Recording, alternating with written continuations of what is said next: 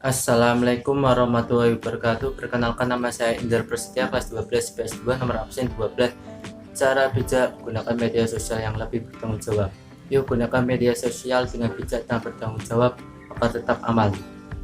Di era globalisasi ini, mengakses media sosial sudah menjadi makanan sehari-hari dan suatu kebiasaan yang sulit dipisahkan oleh banyak orang.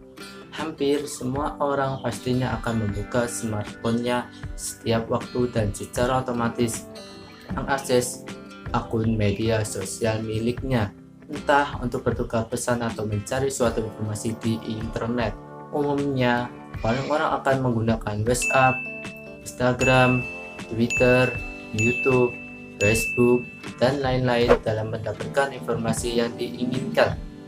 Namun, dengan kemudahan dalam penggunaan media sosial ini, nyatanya banyak ditemukan kasus penyalahgunaan media sosial, seperti penyebaran hoaks hingga ujaran kebencian. Untuk itu, penting sekali berhati-hati dalam menggunakan media sosial secara bijak agar tetap aman. Nah, untuk membantu kamu mengetahui bagaimana cara bijak dan bertanggung jawab dalam menggunakan media sosial agar tetap aman. 1. Perhatikan jenis pesan atau informasi yang akan dibagikan. Sebelum mengunggah suatu informasi atau konten baik berupa tulisan, foto, suara, atau video, maka harus disadari betul bahwa konten yang diunggah bisa dilihat oleh publik. Oleh sebab itu, kamu harus lebih bijak dalam memilih jenis informasi yang akan dibagikan. Dari acara Indonesia Writers Festival 2021 by ITN Times pada Selasa 26/10 dalam tema Being Vocal Properly Through Social Media, penulis dan gender equality campaigner Kalis Matiasi menyebutkan ada 3 jenis pesan yang bisa dibagikan di media sosial, yakni pesan informatif, storytelling, dan pesan humor. Untuk pesan informatif, pesan yang bisa dibagikan berisi penjelasan, informasi, dan data terkini yang mungkin perlu orang lain untuk tahu informasi tersebut. Sedangkan untuk storytelling, kamu mungkin bisa menceritakan hal-hal unik dan menarik tentang hobi, pengalaman, dan lainnya yang bisa disampaikan ke publik. Untuk pesan humor, dan tentu saja konten yang akan dibagikan adalah pesan-pesan lucu yang bisa membuat orang lain tertawa seperti meme. 2. Selalu jaga etika dan ingat UU ITE no hoax, apalagi fake news. Selalu diingat bahwa media sosial merupakan ranah publik yang bisa dilihat oleh banyak orang. Meskipun dalam media sosial setiap orang diberikan kebebasan dalam berekspresi, bukan berarti kamu bebas pula dalam beretika.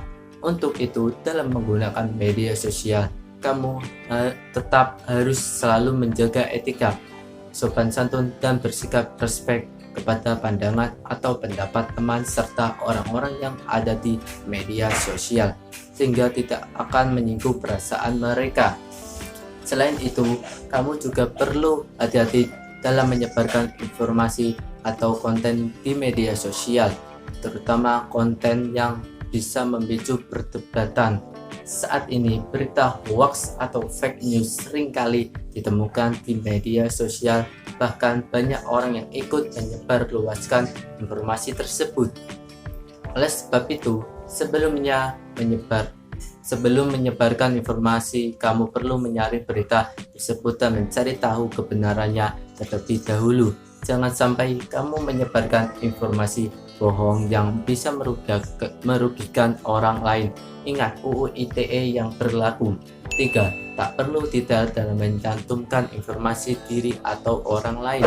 Selanjutnya, di era digital yang semakin canggih ini, faktanya juga banyak sekali ditemukan kejahatan siber yang bisa mengintai semua orang dari berbagai kalangan. Misalnya, melakukan hack media sosial, mencuri data korban, yang kemudian mengikat habis saldo rekening ataupun kartu kredit korban. Oleh sebab itu, jangan pernah mencantumkan informasi diri kamu atau orang lain secara detail di media sosial agar tetap aman dan terhindar dari kejahatan siber yang sedang mengintai. 4. filter akun yang akan diikuti, terutama akun dengan konten-konten negatif. Selanjutnya, kamu juga perlu filter orang-orang yang akan diikuti, terutama orang atau akun yang sering kedapatan menyebarkan konten-konten negatif di media sosial miliknya. Cara ini dilakukan untuk membantu kamu dalam membatasi atau mencegah penyebaran isu-isu hoax dan konten-konten penuh kebencian.